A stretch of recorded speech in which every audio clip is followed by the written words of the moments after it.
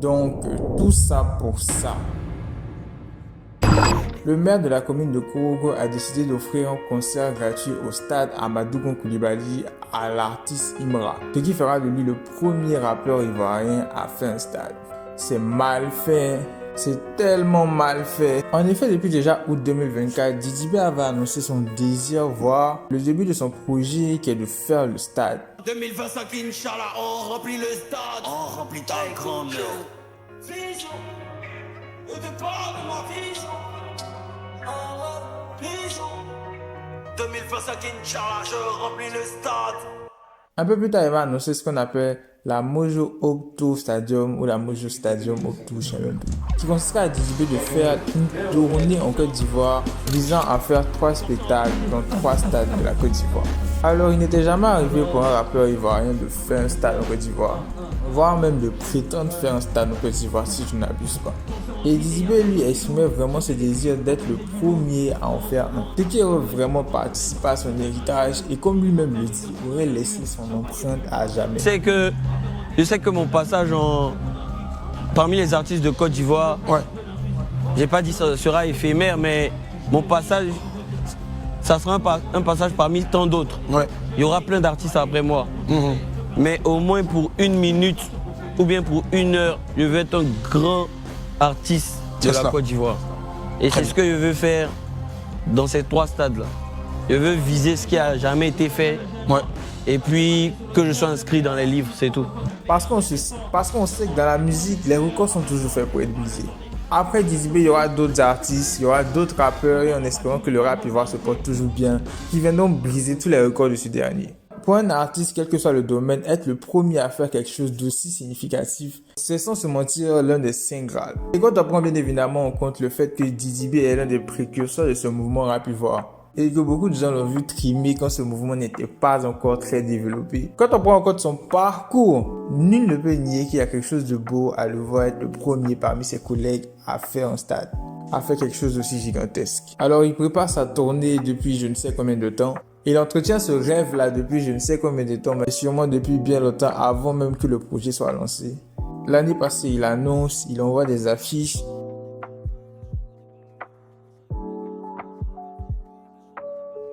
Il fait des événements, des concerts pour annoncer le début de sa tournée. Et tout ceci lui est arraché en 1 mois par le maire de Korogo. Moi, franchement, ça m'aurait anéanti. C'est tellement mal fait. Dans un premier temps, du fait que le gars n'a pas considéré la culture rap ivoire, ou le fait que ce soit un rêve ou une légende du mouvement qui essaie de mettre ça en place, en fait. Un concert au stade, ça se prépare pas comme ça rapidement, du jour au lendemain. Je savais qu'il y avait des gens qui m'attendaient à Boaké. C'est pour ça que je me sentais obligé d'aller les rassurer qu'il allait vraiment avoir ce show-là. Surtout que ça a été reporté. Et il y a plein d'institutions qui sont en train de donner des règles à suivre dans cette histoire de stade-là. C'est pas une mince affaire. Je suis un peu comme le fer de lance. Je suis en train d'essayer de déjà une voix.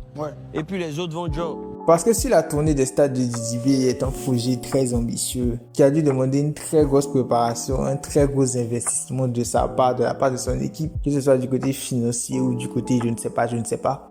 L'autre concert est un concert offert par l'État, quoi. Mais genre. Mais depuis, si vous voyez qu'on n'a pas vite donné le lien de la billetterie et tout, c'est parce qu'on attendait des autorisations. Il y a la pelouse qu'on doit protéger. Ça coûte près de 100 millions pour protéger une pelouse. Si tu as fini de faire ton concert, que tu as gâté le terrain, côté éléphant, c'est tout Côte d'Ivoire, ça va rester sur toi. Tu vois tous ces paramètres-là. Nous, on est en train de gérer ça pour la première fois dans notre génération. C'est quelle insulte à l'effort. C'est quelle insulte à l'effort et à la culture du rap ivoire comme ça même en fait. Mais parlons de l'artiste qui est nominé pour animer ce concert à Korogo.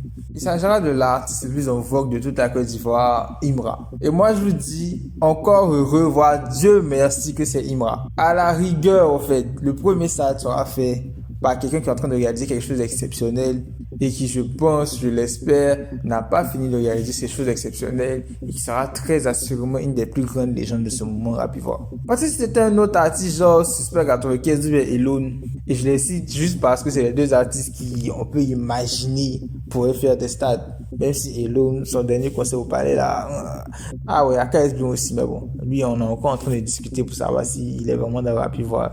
Si c'était à Super 95 ou Elon qu'on avait donné ce concert là, j'aurais trouvé ça d'autant plus débectant. Pour moi, Imra, il a tenu au moins le dégoût que j'ai envers le déroulement des choses. Même si on sait qu'avec les fans d'Imra, on va pas se reposer. Il y a beaucoup qui vont encore plus chier sur Didibé, essayer encore plus de pisser sur sa légende. Et franchement, moi je le dis encore, ça sera très triste à voir. Il faut le dire, Imra n'est pas l'ennemi là. Il est sur une très belle lancée, il a eu une opportunité. Il va pas s'en priver pour quelqu'un qui n'apprécie même pas en plus. Pour quelqu'un qui cherche à dépasser même en plus. Mais moi c'est le maître de Korogo là même en fait. Mais ça reste tellement mal fait en fait. L'autre est en train de mettre les efforts. Ils ont reposé ses dates 3 fois. Les gens à Korogo là-bas auraient au moins pu avoir la clémence de se dire qu'on va lui laisser faire au moins le premier stade avant d'envoyer notre mouvement à nous. Ils ont dit non en fait.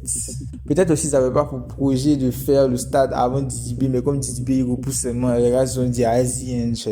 En tout cas non, vraiment mot de la fin, je suis pas sûr que je l'ai dit encore dans cette vidéo là, mais c'est mal fait même. Faut se tenir Didibé lors de cette étape, hein, parce que ça doit tellement faire mal au fait. Tcha! Et vous-même vous savez que la pression va s'amplifier.